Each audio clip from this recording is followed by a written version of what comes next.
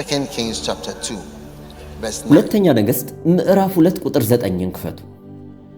በዚህ ክፍል ኤልሳ ለኤልያስ ያቀረበው ጥያቄ እጅግ ብልህነት የተሞላ ነበር። ኤልሳ እንዲህ አለ፣ መንፈስህ በእኔ ላይ እጥፍ ይሆን ዘንድ እለምንሃለሁ አለ።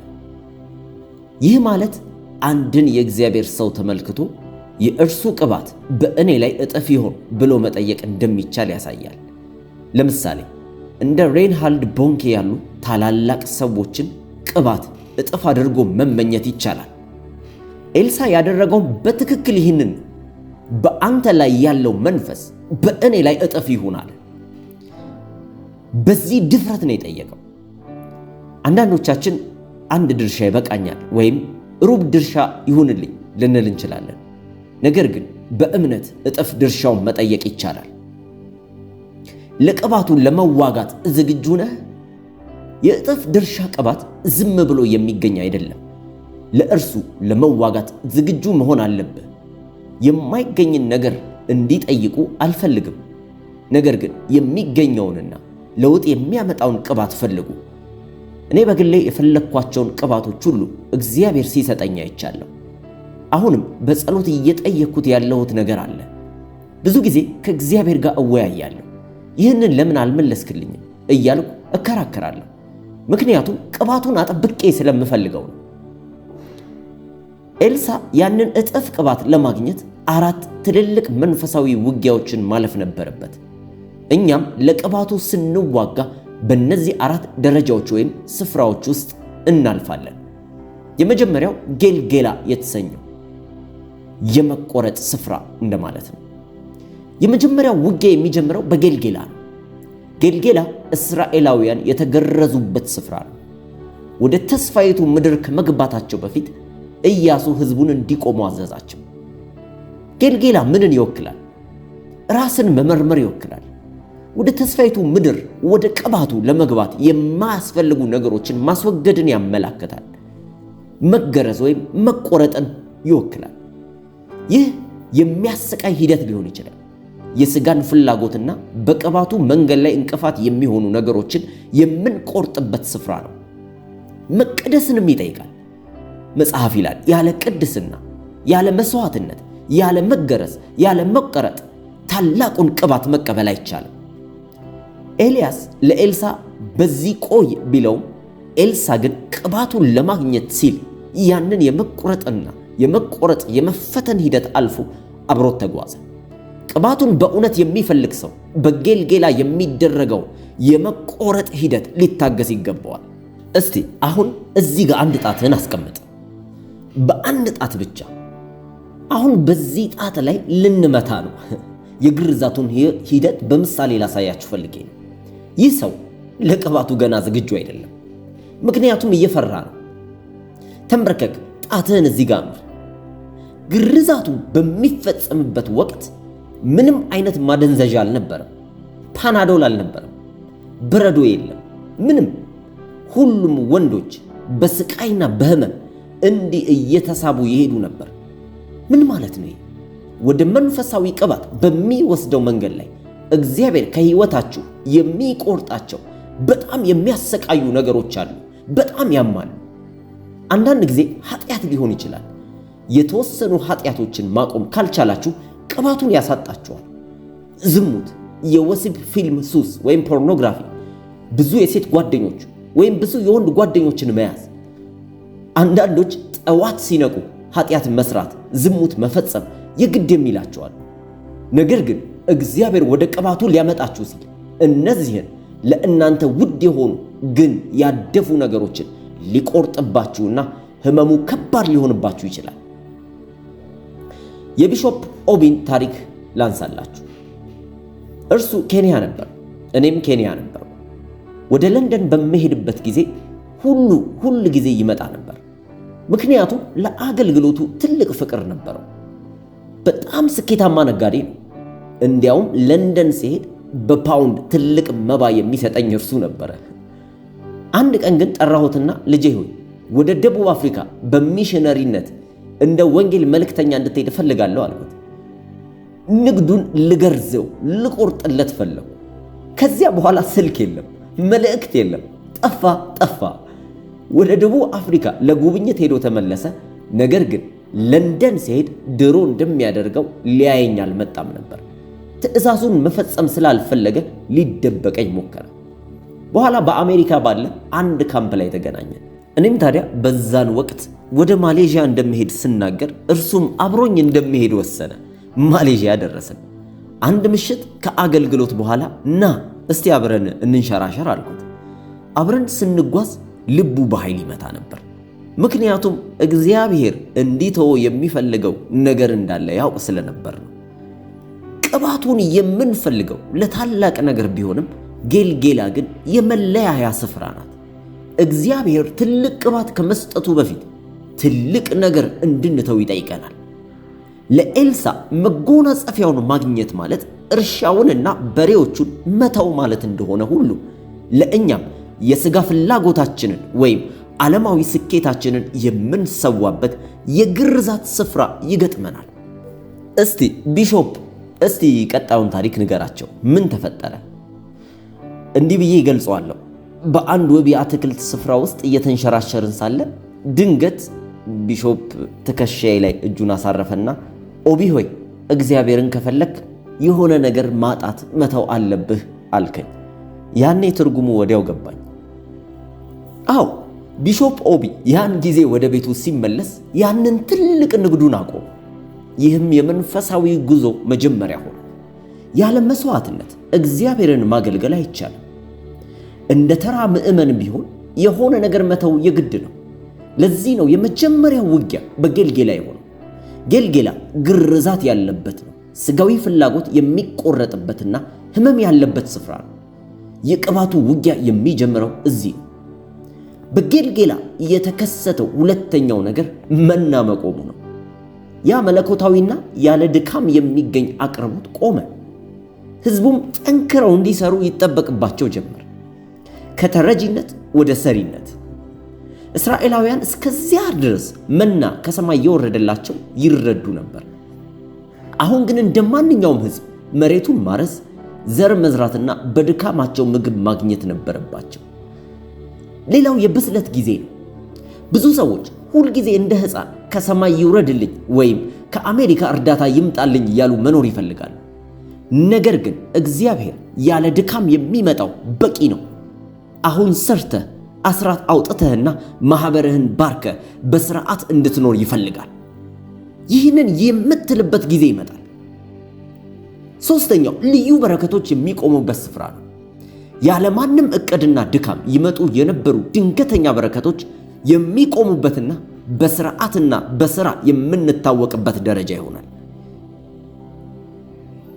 እኔ እንደዚህ አይነት ቅባት ይኖረኛል ብዬ በፍጹም አስቤ አላውቅም ነበር። በ1988 እንደ አውሮፓውያን አቆጣጠር አንድ ቀን ተንበርክኬ እየጸለይኩ ሳለ የኬኔት ሄገን ስብከት በካሴት ይጫወት ነበር። በዚያው እንቅልፍ ወሰደኝ። እኩለ ሌሊት ላይ ስነቃ አሁንም ኬኔት ሄገን እየሰበከ ነበር። በድንገት አንድ ነገር ከካሴቱ ውስጥ ወጥቶ ሆዴ ውስጥ ሲገባ ተሰማኝ፣ በግልጽ ተሰማኝ። ከዚያም አንድ ድምፅ እንዲህ አለኝ፣ ከዛሬ ጀምሮ ማስተማር ትችላለህ አለኝ። እኔ እንደ ጠፈር ተመራማሪ ጨረቃ ላይ ለመውጣት እንዳልጠበቅኩት ሁሉ ይህ ቅባትም እንዲመጣልኝ አልጠበቅኩም ነበር። ዝም ብዬ እጸልይና የኬኔት ሄገንን ትምህርት ሰማ ነበር። ያ የተከሰተው ነገር መና ነበር። ያለ እኔ ድካም ወይም እቅድ የመጣ መለኮታዊ ስጦታ ነው። ነገር ግን ወደ ቀጣዩ ደረጃ ለመሸጋገር ተአምራትንና ኃይል ወዳለበት የኢየሱስ ሕይወት ለመግባት ጌልጌላ ላይ ያመና መቆም ነበረበት። ጌታም አለኝ፣ ያ የመጀመሪያው የሰጠሁ መና ነበር አለኝ። በቀጣይም ጌታ እንደዚህ አለኝ፣ አሁን ቅባቱ የሚገኝበትን መንገድ አውቀሃል አለ። ሂድና ቅባቱን ፈልግ። እኔም በእውነት ነው አልኩት። እርሱም አዎ አለኝ። መንገዱን ስላወቅ አሁን የራስህን መንገድ መፈለግ አለብህ አለኝ። የመጀመሪያ ተሞክሮ በ1988 የሆነው ልክ እንደ አንድ ድንገት የመጣ ነበር። እኔ ሳልጠብቀው መንፈሱ ወደ እኔ ገባ። ትንቢተ ሕዝቅኤል ምዕራፍ 2 ቁጥር 2 እንደሚለው በተናገረኝም ጊዜ መንፈስ ገባብኝ። ጌታም ከዛሬ ጀምሮ ማስተማር ትችላለህ አለኝ። ዛሬ እዚህ የቆምኩት በዚያ ቅባት ምክንያት ነው። ያ ቅባት ባይኖር ዛሬ ከ70 ሚሊዮን በላይ መጽሐፍትን አሳትሜ እዚህ መቆም ባልቻልኩ ነበር። አሁን ግን ጌታ ሌላ ነገር ነገረኝ። ተከተል፣ ለፈውስ አገልግሎት የተቀባህ ሁን አለኝ። ጌታ አሁን ምን ማድረግ እንዳለብህ ታውቃለህ፣ መልእክቶችን፣ ስብከቶችን ስማ አለኝ። እኔ ካትሪን ኩልማንን መከተል ፈልጌ ነበር። ጌታ ግን አይደለም ቤኒሂንን ተከተል አለኝ። እኔም ቤኒሂን ሲሰብክ እኮ አይገባኝም።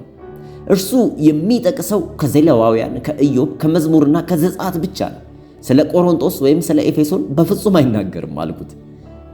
ቤኒሂን ስለ ዘይት፣ ስለ ቅቤና ስለ እግር ማጠብ ይናገራል። ትምህርቱ አይገባኝም ነበር። ጌታ ግን ባይገባህም ዝም ብለህ ስማና ተከተል አለኝ። ስለዚህ ባይገባኝም እንኳን ዘወትር መስማትና መከተል መመልከት ጀመርኩ። ምክንያቱም በጌልጌላ መናው ቆሟል። ያለምንም ድካም በድንገት የሚመጡ ነገሮች ጊዜው አብቅተዋል። አሁን እንደ ማንኛውም ሰው ጠንክረህ መስራት አለብህ። ብዙዎቻችን በሕይወታችን መናው የሚቆምበት ደረጃ ላይ ደርሰናል። ያ በገንዘብም ቢሆን እግዚአብሔር ይልከዋል፣ ያ ሰው ያመጣልኛል እያለን ዝም ብለን የምንጠብቅበት ጊዜው አልፏል። አሁን ቁጭ ብለን የምንሰራበት ጊዜ ነው። ለምሳሌ ይህ በኡጋንዳ ያለው ሕንፃችን መጀመሪያ የታቀደ አልነበረም። እግዚአብሔር በድንገት የሰጠን መና ነበር። አሁን ግን ለቀጣዩ እርምጃ የተለየ አካሄድ ሊኖረን ይገባል። እግዚአብሔር እንዲህ እያለ ነው፣ መናው ከእንግዲህ በዚህ መንገድ አይመጣም። እንደ ማንኛውም ሕዝብ በቆሎ ትዘራለህ፣ ውሃ ታጠጣለህ፣ ከዚያም ታጭዳለህ። ምክንያቱም አሁን መንገዱን አውቀኸዋል። ላለፉት 40 ዓመታት መናው አብሯችሁ ነበር። እስከ ዛሬ እዚህ የደረሳችሁት በዚያ መለኮታዊ ድንገተኛ አቅራቦት ነው። ነገር ግን በጌልጌላ ያ መና ይቆማል። ይህ ማለት እግዚአብሔር ትቶሃል ማለት ሳይሆን አሁን በሰጠህ ዕውቀትና ብስለት እንድትሰራ ይፈልጋል ማለት ነው። እግዚአብሔር እናንተ እንድትነቁና ማድረግ ያለባችሁን እንድታደርጉ ይጠብቅባችኋል። ለምሳሌ የአስራት መጽሐፎቻችሁን ወስዳችሁ በተግባር መለማመድ ስትጀምሩ ድሆች የነበሩት ወደ ብልጽግና ሲመጡ ታያላችሁ። እኔ መጀመሪያ ቤተ ክርስቲያን ስመሰርት መኪና የነበረኝ እኔ ብቻ ነበርኩ። እሱንም አባቴ ነው የሰጠኝ። የተቀሩት አባላቶቼ በሙሉ ተማሪዎችና ምንም የሌላቸው ነበሩ። አንድ ምሽት ከቤተ ክርስቲያኑ ውጪ መንገድ ላይ ተንበርክኬ ጌታ ሆይ በዚህ መንገድ ላይ የአማኞች መኪና እንዲሞሉ ጸለይኩኝ አልኩ። እግዚአብሔር አገልግሎቱንና ቤተ ክርስቲያኑን መለወጥ እንደሚችል አምናለሁ። ስለዚህ ጌልጌላን አመስግኑ። ጌልጌላ የተወሰኑ ነገሮችን የምንቆርጥበትና ያ ድንገተኛ መለኮታዊ አቅርቦት መና የሚቆምበት ስፍራ ነው። በጌልጌላ ድል ነሺዎች ሆናችኋል። አሁን ወደ ቀጣዩ ውጊያ እንለፍ። ሁለተኛው ውጊያ ቤትኤል የህልምና የራእይ ስፍራ ነው። ቤትኤልን ታስታውሳላችሁ? ያዕቆብ ህልም ያየበት ስፍራ ነው። መላእክት የሚወጡበት የሚወርዱበት መሰላል ያየበት ስፍራ ነው። ቤትኤል የህልምና የራእይ ስፍራ ናት። ወደ ቅባቱ በምትጓዝበት መንገድ ላይ ህልምና ራእይ እጅግ አስፈላጊ ወደሚሆኑበት ስፍራ ትደርሳላችሁ። መጽሐፍ ቅዱስ እንዲህ ይላል፣ በሥጋ ለባሽ ሁሉ ላይ መንፈሴን አፈስሳለሁ፣ ጎልማሶቻችሁም ራእይ ያያሉ፣ ሽማግሌዎቻችሁም ህልምን ያልማሉ ይላል ትንቢተ ኢዮኤል ምዕራፍ 2 ቁጥር 28 ላይ። እኔ ፈተና አቀርብላችኋለሁ። ህልም የማታዩ ከሆነ በውስጣችሁ ያለው መንፈስ ቅዱስ ደረቅ ሆኗል። ያለ ህልምና ራእይ ጥሩ አገልጋይ ወይም ክርስቲያን መሆን አይቻልም። ለመጨረሻ ጊዜ መቼ ነው ህልም ያያችሁት? ወይስ የምታልሙት ስለ ምግብ ብቻ ነው? ያዕቆብ በዚያ ህልም አይቶ መሰላሉን ከተመለከተ በኋላ እግዚአብሔር በዚህ ስፍራ ነው ብሎ ደመደመ። ከእግዚአብሔር ጋር ቃል ኪዳን ገባ። የእናንተስ ራእይ የት አለ? እኔ በቅርቡ ዚምባብዌ በነበርኩበት ጊዜ ህልም አይቻለሁ። መንፈስ ቅዱስ አነጋግሮኛል። በቤትኤል ያለው ውጊያ የሚጀምረው ህልምን በቁም ነገር በመውሰድ ነው። ህልም ማለም አለባችሁ። አንድ ጊዜ ሪክ ጆይነር እግዚአብሔርን ሲጠባበቅ ሂድና ተኛ በህልም አናገርሃለሁ እንዳለው ሰምቻለሁ። እግዚአብሔርን ስትጠባበቁ ሂድና ተኛ ብሏችሁ አያውቅም?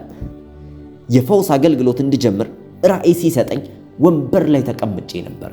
አንድ ቀን በጥናት ወንበሬ በቢሮዬ ላይ ተቀምጬ ሳለ አንድ አካል ከፊቴ ቆሞ አየሁ። እንዲህም አለኝ፣ የወንጌል ዘመቻ ክሩሴዶች ማድረግ አለብህ አለኝ። ሁልጊዜ ለታመሙ ሰዎች ጸልይ። ለዚህ ነው ለታመሙ የምጸልየው፣ የግድ እንዲፈወሱ ሳይሆን እንድጸልይላቸው ስለታዘዝኩ። ሌላ ጊዜ ደግሞ እንዴት ፍሬያማ መሆን እችላለሁ ብዬ እግዚአብሔርን ስጠይቅ አንድ እጅ አየሁ። እጁ ከበኋላዬ ሆኖ መጽሐፍ ይዞ ነበር። አንዳንዶች ሕልም ያለው ወይ ብለው ይጠራጠራሉ። ሐዋርያው ጳውሎስ እንኳን በቆሮንቶስ መልእክቱ ላይ በሥጋ እንደሆነ ወይም ከሥጋ ውጪ እንደሆነ አላውቅም፣ እግዚአብሔር ያውቃል እንዳለው ሁሉ ነገሮች መንፈሳዊ ሊሆኑ አንዳንድ ጊዜ ሕልም ይሁን ራእይ፣ በሥጋ ይሁን በመንፈስ ለመለየት ይከብዳል። መናገር የምፈልገው ነገር ሕልምና ራእይ ከሌለ መንፈሳዊ ግንኙነት የለህም ማለት ነው። መንፈሴን በሥጋ ለባሽ ሁሉ ላይ አፈሳለሁ ተብሏል። ጩኸቴ ሕልማችሁን እንድትቆጣጠሩ ሳይሆን ሕልም ከመንፈስ ቅዱስ ዘንድ እንደሚሰጥና ለሕይወታችሁ መመሪያ እንደሆነ እንድታውቁ ነው። ለምሳሌ ከዓመታት በፊት አንድን ሰው በፍጹም እንዳትቀጥረው የሚል ሕልም አየሁ። ያ ለእኔ ትልቅ መመሪያ ነበር። አንዳንዴ ደግሞ ወደ አንድ ሰው ስትቀርብ መንፈስ ቅዱስ ስለዚያ ሰው ማንነት ይነግራል። ይህ አስፈሪ ለመሆን ሳይሆን በመጽሐፍ ቅዱስ ውስጥ ያለ እውነታ ስለሆነ ነው። አንድ ጊዜ በሕልሜ በባህር ዳርቻ ላይ ስጓዝ አየሁ። ቪክቶሪያ ሐይቅ እንጂ ባህር አልነበረም። በድንገት ከፊቴ አንድ እባብ ራሱን ቀና አድርጎ አየሁ። ምናልባት ኮብራ ሳይሆን አይቀርም። እኔም ከእባቡ ጋር ልከራከር ስል አንድ ድምፅ ወደ ታች ተመልከት አለኝ። በቀኝ እግሬ አጠገብ ትልቅ እባብ ተኝቶ አየሁ። ያኔ ጌታ እንዲህ አለኝ፣ ትኩረትህን ከፊትህ ባለው ነገር ላይ አድርገህ እውነተኛውን አደጋ ረስተሃል አለኝ። እውነተኛው አደጋ እግርህ አጠገብ ያለው። ይህ ሕልም ትኩረቴን የት ማድረግ እንዳለብኝ ትልቅ መመሪያ ሆኖኛል። ሌላው ደግሞ የሚያስቅ ሕልም አለ። ቤቴ ውስጥ ሳለሁ አንድ እንግዳ መጣና ሳሎን ተቀመጠ። እንግዳው መጸዳጃ ቤት መጠቀም እፈልጋለሁ ሲለኝ የቤት ረዳታችንን ጠርቼ እንግዳውን እንዲያሳየው ነገርኩት። እሱ ግን እየመጣሁ ነው፣ እንግዳው ይጠብቃለኝ። ለምን እንዳልመጣ ለማየት ስወጣ ረዳቱ ወደ ላይኛው ፎቅ ሲሮጥ አየሁት። እኔም ምን እያደረክ ነው? እንግዳውን ወደ መጸዳጃ ቤት ውሰደው አልኩት። ረዳቱ ወደ ፎቅ ወጥቶ ሲመለስ ምን ይዞ እንደመጣ ታውቃላችሁ? የሽንት ቤት መቀመጫ ይዞ መጣ። እንግዳው ሳይጠቀምበት በፊት ሊገጥመው እየሮጠ ነበር። ምን እያደረክ ነው? አብዳሃል ስለው አይ ጌታዬ፣ የሽንት ቤቱ መቀመጫ ተበላሽቷል፣ ውድ ስለሆነ እንዳይባክን ብዬ ነው አለኝ። ረዳቱ ምን ያደርግ ነበር መሰላችሁ? አንዲት መቀመጫ ብቻ ስላለች ታችኛው ቤት ሰው ሲመጣ መቀመጫውን ይዞ ወርዶ ይገጥማል። ደግሞ ፎቅ ላይ ሰው ሲወጣ መቀመጫውን ፈቶ ይዞ በመሮጥ ፎቅ ላይ ገጥመዋል። እኔ ስንት መቀመጫ መግዛት እንደምችል አታውቅም? ለምን እንዲህ ትሆናለህ አልኩት። ያን ጊዜ ጌታ እንዲህ ብሎ ተናገረኝ። አንተም እያደረክ ያለኸው ልክ እንደዚሁ። ላዘዝኩ ሥራ ሁሉ ምን ያህል ሀብትና አቅርቦት እንዳለኝ አታውቅም። ልክ እንደዚህ ረዳት በትንሽ ነገር ትጨነቃለህ። ዓይንህን አንሳ፣ እኔ እቀርባለሁ ብሎ ተናገረ። ይህ ትልቅ ትምህርት ነበር። የእግዚአብሔርን አቅም መገመት አንችልም። እርሱ ለሥራው የሚሆን ትልቅ በጀት አለው። እኛ ግን በረዳቱ አስተሳሰብ ተቆልፈን እንዴት ይሆናል እንላለን። ቤቴል የሕልምና የራእይ ስፍራ ናት። የሕልምና የራእይ ሰው ካልሆንክ በመንፈስ ቅዱስ ላይ ጥያቄ አለኝ። ነቢይ አይደለሁም ብለህ አታምልጥ። ቃሉ የሚለው በሥጋ ለባሽ ሁሉ ላይ መንፈሴን አፈሳለሁ ነው እንጂ በነቢያት ላይ ብቻ አይልም።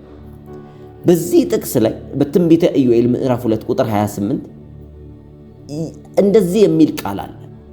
አንደኛው ትንቢት ይናገራሉ፣ ሁለተኛው ራእይ ያያሉ፣ ሶስተኛው ሕልም ያልማሉ። እዚህ ውስጥ በልሳን ይናገራሉ የሚል ቃል የለም። በልሳን መናገርን ብቻ አትንገረኝ። ሕልሙ የታለ? ራእዩ የታለ? ትንቢቱ የታለ? አንድ ጊዜ በሕልሜ ትልቅ ሜዳ ላይ ከሁለት ጓደኞቼ ጋር ስጓዝ አየሁ። ተራራዎች በሩቅ ይታዩ ነበር። ሁለት ጓደኞቼ እዚህ ጋር ቁሙ፣ እስቲ አብረን እንጓዝ አልኳቸው። ከሁለቱ ጓደኞቼ ጋር በዚያ ሰፊ ሜዳ ላይ እየተጓዝን ሳለ ስለ አንድ የእግዚአብሔር ሰው መተቸት ጀመርኩ። መጥፎ ባይሆንም ነገር ግን ያ ነገር መልካም ያልሆነ ትችት ነበረ የሰነዘርኩት። ያንኑ ቅጽበት በሩቅ ካለው ተራራ አንድ እንቅስቃሴ ሰማሁ።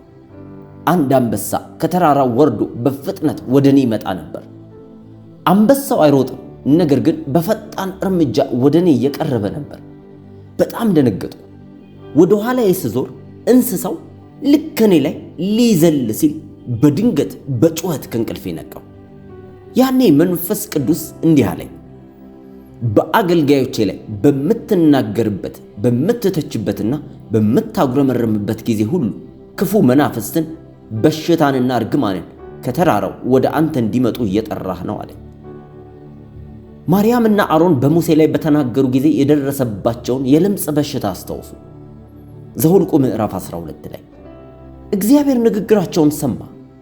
አንዳንዴ ስለ ሰዎች ትዳር ወይም የግል ሕይወት ምንም ሳናውቅ እንተቻለን። እግዚአብሔር ግን ይህ ያንተ ጉዳይ አይደለም ይለናል። ቤትኤል ለያዕቆብ የእግዚአብሔርን ድምፅ የሰማበት ብቻ ሳይሆን ቃል ኪዳን የገባበትም ስፍራ ነው። የግል ግንኙነት ቤቴል እግዚአብሔር ጋር የግል ግንኙነት የምታደርግበት ስፍራ ናት። ሌላው የገንዘብ ቁርጠኝነት የሚመጣበት ነው። ቤቴል ገንዘብህን በአገልግሎት የሚነካበት ስፍራ ነው። ያዕቆብ ከሰጠኸኝ ሁሉ አስራቱን ሰጣለሁ ብሎ ቃል የገባው እዚህ ነው። ከፍ ያለ እይታ ደግሞ የሚገኝበትም ቦታ ነው።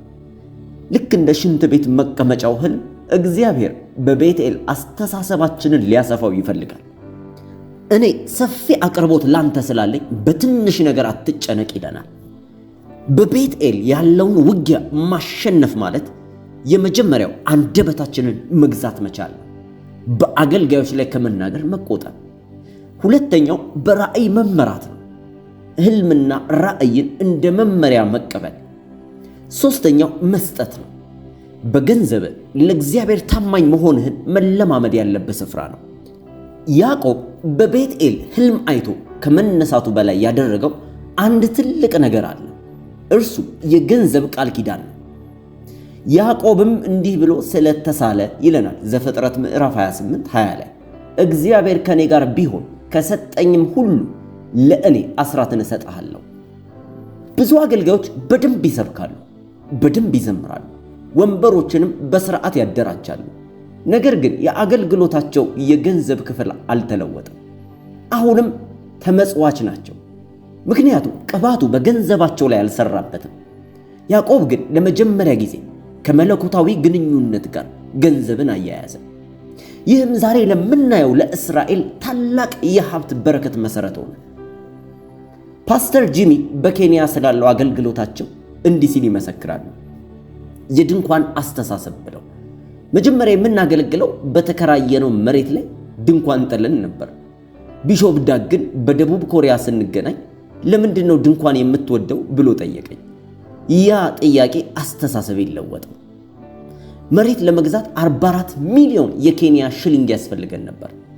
ግማሹን ከምዕመናን እያዋጣን ግማሹን ግን ብድር ወሰድን አለ። ነገር ግን ቢሾፕ ዳግ በለንደን ስንገናኝ የአስራት መጽሐፍን ውሰድና አስተምር አለኝ። መጽሐፍ ቅዱስን ሳይሆን አስራት የማይሰጡ ክርስቲያኖች ለምን ይደህያሉ የሚለውን መጽሐፍ ይዤ በየሳምንቱ ሰበኩ። መጽሐፉን በእጄ ይዤ ምዕራፍ በምዕራፍ አስተማርኳቸው። ከዚያ በኋላ ተአምር መሆን ጀመረ። ዕዳችን በሙሉ ተከፈለ። ከዚያ ቀን ጀምሮ የገንዘብ ማሳሰቢያ አድርገን አናውቅ፣ ወይም ምንም አይነት ፈንድ ማሰባሰብ አልፈለግም። ሕንፃውን የገነባነው በአስራትና በፈቃደኝነት መባ ብቻ ነበር። ፓስተር ጂሚ የቤቴልን አገልግሎት ሲያጠቃልል እንዲህ ብሎ ይመሰክራል። መሬቱን ከመግዛታችን በፊት ቢሾፕ ዳግ መጥቶ መሬቱን አየው። ከዚያም ፓስተር ጂሚ በመባ ቅርጫትህ ብቻ $100,000 ለማሰባሰብ ምን ያህል ጊዜ እንደሚወስድብህ ታውቃለህ? በድርድር ገንዘብ መቀነስ ትችላለህ አለኝ። አንድ መጽሐፍ ቅዱስ ጥቅስ መዝሙር 7 ሰጥቶኝ እንድደራደር ነገረኝ። በማግስቱ ሰኞ መሬቱን ለሚሸጥልን ሰው ቢሾፕ ዳግ የነገረኝን በሙሉ ነገርኩት። ከሰዓት 9 ሰዓት ሲሆን የመሬቱ ዋጋ $100,000 ቀንሶ ነበር። ይህ የሆነው ከውጪ በመጣ ሀብታም ሳይሆን በቤተ ክርስቲያኑ ባሉ ወጣቶችና በትንቢታዊ ቃል ድርድር ነው። ቤቴል ገንዘብህን የሚለወጥበት ስፍራ ናት። ከቤቴል ቀጥሎ ወደ ኢያሪኮ እንሄዳለን። ኢያሪኮ የጦርነት ስፍራ ናት። ነገር ግን ከውጪ ካለው ጠላት ይልቅ የውስጥ አመፅንና አለመታመንን የማስወገጃ ስፍራ ናት። ከእስራኤላውያን ወደ ኢያሪኮ ከመግባታቸው በፊት ለኢያሱ እንዲህ ብለው ቃል ገቡለት። ኢያሱ ምዕራፍ 1 ቁጥር 18 ላይ በትእዛዝህ ላይ የሚያምፅ ለምትሰጠውም ቃል ሁሉ የማይታዘዝ ማንኛውም ሰው ይገደል ብለው ነበር። ሕዝቡ እንዲህ አለ፣ በቃን፣ በሙሴ ላይ ስናምፅ 40 ዓመት ሙሉ በምድረ በዳ ስንዞር ኖርን። የ11 ቀን መንገድ 40 ዓመት የፈጀብን በአመፀኞች ምክንያት ነው አሉ። ከእንግዲህ ግን በአንተ ላይ የሚነሳው ማንኛውንም አማጺ እኛ ራሳችን እናጠፋዋለን አሉ። ኢያሪኮ ቤተ ክርስቲያን ከማይረቡ፣ ከማያመሰግኑ፣ ከሚከሱ ልክ እንደ ይሁዳ ተኩላ ከሆኑ ሰዎች የምትነጻበት ስፍራ ናት። ሕዝቡ ለኢያሱ አንተ ዝም ብለህ ተቀመጥ፣ እንዲህ ያሉትን ሰዎች እኛ ራሳችን እንመክትልሃለን አሉት። ይህ በኢያሪኮ የተደረገው ስምምነት ቤተ ክርስቲያንን ለመጠበቅ የተደረገ ነው። ኢያሪኮ አንዳንድ ጊዜ እርግማንን ቤተ ክርስቲያንን ለመጠበቅ ጥቅም ላይ የሚውሉበት ስፍራ ጭምር ናት። ኢያሱ የኢያሪኮን ቅጥር ካፈረሰ በኋላ እንዲህ የሚል እርግማን አኖረ። ይህችን ከተማ ኢያሪኮን ለመስራት የሚነሳ ሰው በእግዚአብሔር ፊት ርጉም ይሆናል። አንዳንዴ እርግማንን መጠቀም የሚያስፈልግበት ጊዜ አለ። ብዙ ሰዎች እግዚአብሔር ይረግማል እንዴ ብለው በነገረ መለኮታቸው ሊደነግጡ ይችላሉ። ነገር ግን በመጽሐፍ ቅዱስ ውስጥ የብዙ እርግማኖች ምንጭ ራሱ እግዚአብሔር ነው። ሙሴ በዘዳግም ምዕራፍ 27 እና 28 ላይ ያስቀመጣቸው እርግማኖች እጅግ ከባድ ናቸው። እስራኤል ውስጥ የሚገኘው የያድቫሄም መታሰቢያ ሙዚየም ብትጎበኙ ሙሴ ለማይታዘዙት ይሆናል ያለው አስከፊ መከራ ሁሉ በአይሁድ ሕዝብ ላይ በተግባር ሲፈጸም ታያላችሁ። ልጆቻቸው ተነጥቀው ለባዕድ አገር የተሰጡበት፣ ወላጆቻቸውን ዳግመኛ ያላዩበት ሁኔታ ሁሉ የዚህ እርግማን ውጤት ነበር። እግዚአብሔር እርግማንን እንደ ቅጣት መንገድ ይጠቀምበታል። ብዙዎቻችሁ እኛ አገልጋዮች ምንም ኃይል የሌለን ሊመስላችሁ ይችላል። ነገር ግን ቤተ ክርስቲያንን ከአጥፊዎች ለመጠበቅ እርግማንን መጠቀም መጽሐፍ ቅዱሳዊ ነው። ለምሳሌ ገላትያ ምዕራፍ 1 ላይ ጳውሎስ የተጠቀመውን ከባድ እርግማን ተመልከቱ። ገላትያ ምዕራፍ 1 ቁጥር 8 ላይ እኛ ቢሆን ወይም ከሰማይ የመጣ መልአክ ከሰበክንላችሁ ወንጌል የሚለይ ሌላ ወንጌልን ቢሰብክላችሁ የተረገመ ይሁናል። ጳውሎስ ይህንን እርግማን በቁጥር 9 ላይ ደግሞታል። ማንም ቢሰብክ የተረገመ ይሁን ብሏል። ጳውሎስ ይህንን ያደረገው ወንጌሉ እንዳይበከልና መልእክቱ ተጠብቆ እንዲቆይ ሲል ነው። ዛሬም ቢሆን ከእውነተኛ ወንጌል ውጪ ሌላ ወንጌል የሚሰብኩ ሁሉ በዚህ እርግማን ስር ናቸው። ሐዋርያትና ነቢያት ቤተ ክርስቲያንን ከአማጽያንና ከሐሰተኞች ለመጠበቅ ይህንን መንፈሳዊ ሥልጣን ይጠቀማሉ። ኢያሪኮ አንድ ከፍተኛ የእግዚአብሔር ሰው ቤተ ክርስቲያንን ለመጠበቅ ወደ እርግማን ዓለም የሚገባበት ስፍራ ናት። ሙሴ ብሔርን ለመቆጣጠርና ለመጠበቅ እርግማንን ተጠቅሟል። ጳውሎስ ወንጌልን ለመጠበቅ እርግማንን ተጠቅሟል። ብታምኑም ባታምኑ ይህ በመጽሐፍ ቅዱስ ውስጥ ያለ እውነት ነው። ኢያሪኮ የአመፅ ቅጥር የሚፈርስበትና ታማኝነት የሚረጋገጥበት ስፍራ ነው። ቀጣዩ ግን አስገራሚው ክፍል ዮርዳኖስ ነበር። ዮርዳኖስ የሽግግር የጥምቀት ስፍራ ነው። ዮርዳኖስ ማለት መውረድ ማለት ነው። ይህ ስፍራ ወደ ታላቅ ከፍታ ከመውጣት በፊት ራስን ዝቅ የምታደርግበት ስፍራ ነው። ዮርዳኖስን መሻገር የምትችለው የቆየውን ማንነትህን በውሃ ውስጥ ስትቀብረው ነው። የመጨረሻው ፈተና የሚደረግበት። ኤልያስ በዛ ስፍራ ኤልሳዕን እዚህ ቆይ እያለ ደጋግሞ ፈትኖታል። ጌልጌላ፣ ቤቴልን፣ ኢያሪኮን አልፎ ዮርዳኖስ የደረሰው ሰው ግን ወደ ኋላ አይመለስም።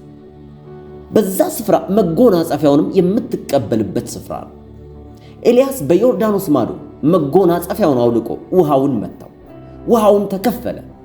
ኤልሳዕ ይህንኑ ያደረገበት ስፍራ ይሄ ነው። ይህ የሚያሳየው ቅባቱ ከአባት ወደ ልጅ ከአስተማሪው ወደ ተማሪ መሸጋገሩን የምታረጋግጥበት ስፍራ የዮርዳኖስ ስፍራ ነው። እስቲ አንድ መዝጊያ ጸሎት ጸልየን ይህን ትምህርት እናብቃ። ጌታ ሆይ እነዚህን 4 የውጊያ ስፍራዎች በድል እንድንወጣ እርዳን።